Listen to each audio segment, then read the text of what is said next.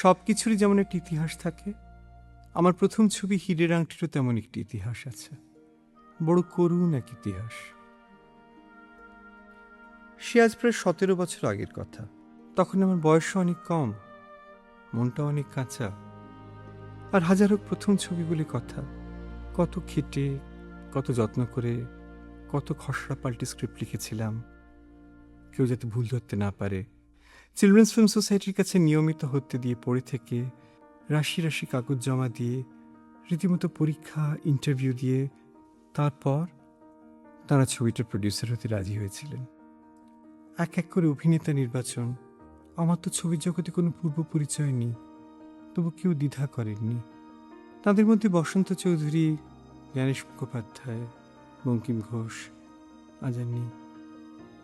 অনেক দিনের স্বপ্ন, অনেক বিনিদ্র রাত, অনেক ইচ্ছে পূরণের গোলকধাঁধায় ঘুরতে ঘুরতে শুরু হয়েছিল আমার প্রথম ছবি। সেই ছবিতে আমার 3জন শিশু শিল্পীর থেকে ইউনিটের বাকি সবাই ছিলেন আমার থেকে বয়সে বড়। ডিরেক্টর হলে কি হবে, আসলে আমি ছিলাম ইউনিটের 4 নম্বর বাচ্চা।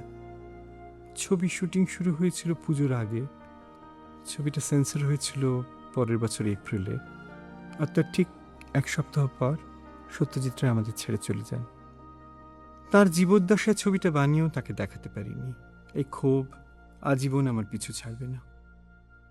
যতই আমি সিরিয়াস ফিল্ম মেকার হবার চেষ্টা করি না কেন, হীরের আংটি কিন্তু বানানো হয়েছিল দেদার ফুর্তিতে। তার আগে ফিল্ম মেকিং সম্পর্কে অনেক ভারী ভারী বই পড়ে নিজেকে তৈরি করেছিলাম। হীরের আংটি আমাকে শিখিয়ে দিল যে চাইলে ছবি বানানোর থেকে বড় আনন্দের পিকনিক আর কিচ্ছু নেই। সবাই মিলে আনন্দ করে ইন্দ্রপুরীর ক্যান্টিনে বসে পাত পেড়ে খাওয়া, তারকেশ্বরে আউটডোরে হরতালের দিন গেস্ট হাউসের উঠোনে সবাই মিলে ক্রিকেট খেলা, মহিষা দলের আউটডোরে কোনো স্নানের জায়গা নেই বলে রাজবাড়ির প্রশস্ত কুয়োতলা। আমার তখনকার ঝাঁ চকচকে বিজ্ঞাপন জীবন থেকে এই যেন এক বড় সাধের মুক্তি, এক অন্য জগৎ, এক খেলতে যাওয়ার ছুটি।